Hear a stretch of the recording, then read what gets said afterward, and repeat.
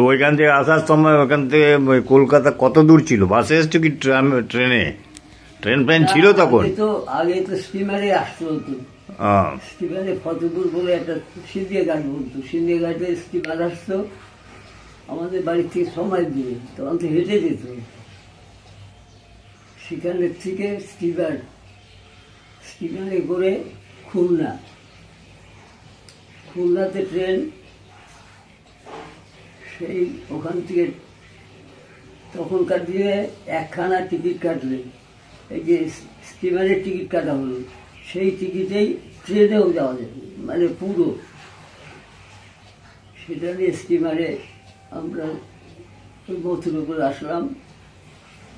মথুরাপুরে তো একটা গোডাউন মতো বাড়ি, অনেকগুলো ঘর ছিল। সেখানে এসে ঢুকলাম, সুন্দরবন এলাকা, আরে সাপ দাঁড়া এই বড় বড়। খেতে বসেছি, বলতে ধস করে হরিণের মাংস পাওয়া যেত, বিক্রি হতো বাজারে। সেই সব জায়গায় তখন একটা পয়সা তো দাম ছিল না, জিনিসের এত কম দাম, 1 পয়সা, তখন তো 1 পয়সা, 8 পয়সা, আধা পয়সাও ছিল, তার আগে পাই পয়সাও ছিল।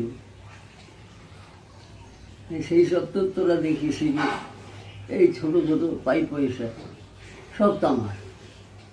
আর রূপোর টাকা, সেই টাকাগুলো রূপোর, মানে ওই ভেতরে ভেজাল ওসব না। আর টাক মাথা ওই ব্রিটিশের টাকাই চলত। তারপরে তো ব্রিটিশরা চলে গেল, মাউন্টব্যাটেন, জিন্দাল, গান্ধী, 3 জনে মিলে এইসব করে। জিন্দায় দোষ ছিল না, ওই জওহরলাল নেহরু প্রধানমন্ত্রী হবে বলে এইসব করলো তাড়াতাড়ি করে। গান্ধীরে সব বুঝালো, বুঝিয়ে সুঝিয়ে। গান্ধীর কিন্তু প্রথম থেকে ইচ্ছা ছিল না, ও না করেছিল না, এখানে ভাগাভাগি হবে না, সব এক, ভারত একটাই হবে। ওসব মাউন্টব্যাটেন তো চালাক, ওই ব্রিটিশ, যে ভাগাভাগি করলে ওরা লড়াই করবে আর ওরা ফায়দা দেবে, অস্ত্র শস্ত্র বিক্রি করতে পারবে। তারপরে তো পাকিস্তানের কি অবস্থা। তখন তো এইসব জায়গায় বাড়ি ঘর ছিল না, সব জঙ্গল বাড়ি, মানে একজনের বাড়ি আর সব জঙ্গল চারদিকে। তখন এইসব জায়গায় চিনতেই পারতো না মানুষ। না, ফাঁকা মাকা মাঠ ছিল, ফাঁকা মাঠ, জঙ্গল।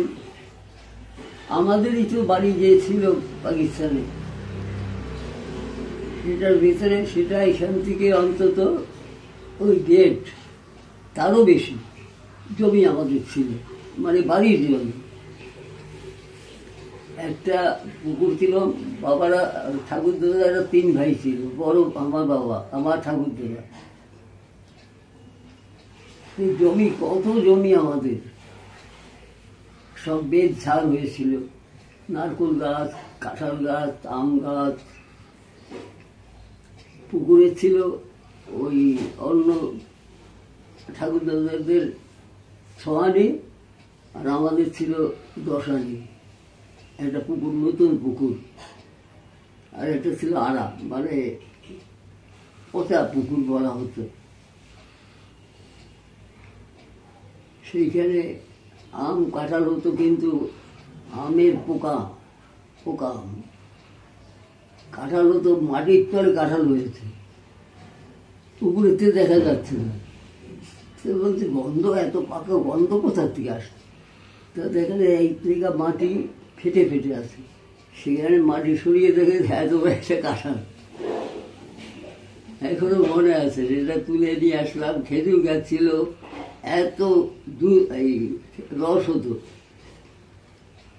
আগে ছিল একবার একটা ওই পাবে যে কাটে, আর তারপরে এটা আবার আমরা পাবো পুরো।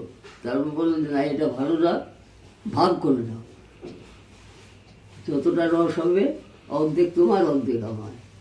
আর রসগুলো ছিল কি মিষ্টি ছিল, এত রস হতো, একটা এত বড় হাড়ি বোঝাই হয়ে যেত রস, একদিনে পড়ে ঝরে পড়তো। আর আমাদের রস কেনার জন্য নেওয়ার জন্যে আমাদের পাড়ায় লাইন লাগতো, পয়সা নিত না, মা ওর থেকে ওদের সব দিত। আর এত রস হতো, রসে যাও যাও বলা হয়, মানে ওই চাল দিয়ে, মানে দুধের পায়েস হয় ওই রকম, ওই রসের জাউ হয়, এই রস দিয়ে মানে দুধ শুদ্ধ না, ওই দিয়ে তৈরি হতো। কি আনন্দ লাগবে। আর ওই আউশ ধানটা হতো মোটা মোটা বৃষ্টি, সেই দিয়ে রসের জাউ করতো মা। তারপরে তোয়া গুড় করতো, ওই ঝোলা গুড় যাকে বলে, সেই জাল দিয়ে দিয়ে সেইগুলো তোয়া গুড় করতো, বয়ম ভর্তি করে করে রাখতো। আর দিনের বেলা যেটা হতো ওটা ঝরা মানে টক, একটু টক টক, সেটা দিয়েও ওই পায়েস না, ওই রসের জাউটাও করতো। তখন তো 8 পয়সা 1 পয়সা দুধের শেষ ছিল, তখন তো শেষ